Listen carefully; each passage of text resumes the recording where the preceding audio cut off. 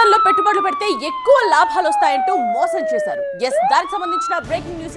ఎంతమంది మోసపోయారు ఫోకస్ చేద్దాం. ప్రముఖ కంపెనీలతో సంబంధాలు ఉన్నాయంటూ ప్రజలను బురుడి కొట్టించారు. హైదరాబాద్ లో మరో భారీ స్కామ్ ఇది. ఫాల్కన్ ఇన్వాయిస్ డిస్కౌంటింగ్ పేరుతో కేటుగాళ్లు భారీ మోసానికి తెరతీశారు. పెట్టుబడులు పెడితే తక్కువ సమయంలో ఎక్కువ లాభాలు ఇస్తామని ప్రజలకు ఆశ పెట్టారు. డిపాజిట్లను సేకరించేందుకు మొబైల్ యాప్, వెబ్సైట్ ను సైతం రూపొందించారు. హైదరాబాద్ లో capital protection force private limited పేరుతో 2021లో కొంతమంది కంపెనీ పెట్టారు.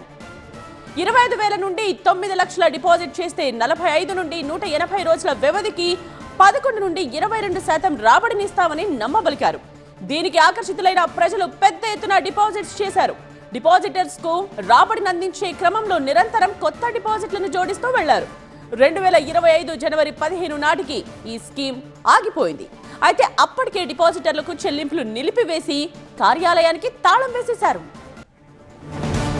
వీరు పెట్టుబడుల పేరిట 6,979 మంది నుండి 1,700 కోట్లు వసూలు చేసినట్టుగా గుర్తించారు. భారీ ఎత్తున వసూలు చేసినప్పటికీ తిరిగి డిపాజిటర్లకు 850 కోట్లు మాత్రమే చెల్లించారు. వసూలు చేసిన డబ్బును 14 షెల్ కంపెనీలకు బదిలీ చేశారు. Falcon capital protection force company జనవరి 15న బోర్డు తిప్పేయడంతో డిపాజిటర్స్ లబోదిబోమన్నారు. పోంచి స్కామ్ కేసులో సైబరాబాద్ పోలీసులు ఇద్దరిని అరెస్ట్ చేశారు. Falcon capital protection force director Kavya Nalluri, vice president Pavan Kumar ఓదెలను సైబరాబాద్ ఆర్థిక విభాగం పోలీసులు అరెస్ట్ చేశారు. సైబరాబాద్ పోలీసులు ఈ కేసులో మొత్తం 20 మందిని నిందితులుగా చేర్చారు. పరారీలో ఉన్న ప్రధాన నిందితుడు అమర్దీప్ కుమార్ కోసం గాలిస్తున్నారు.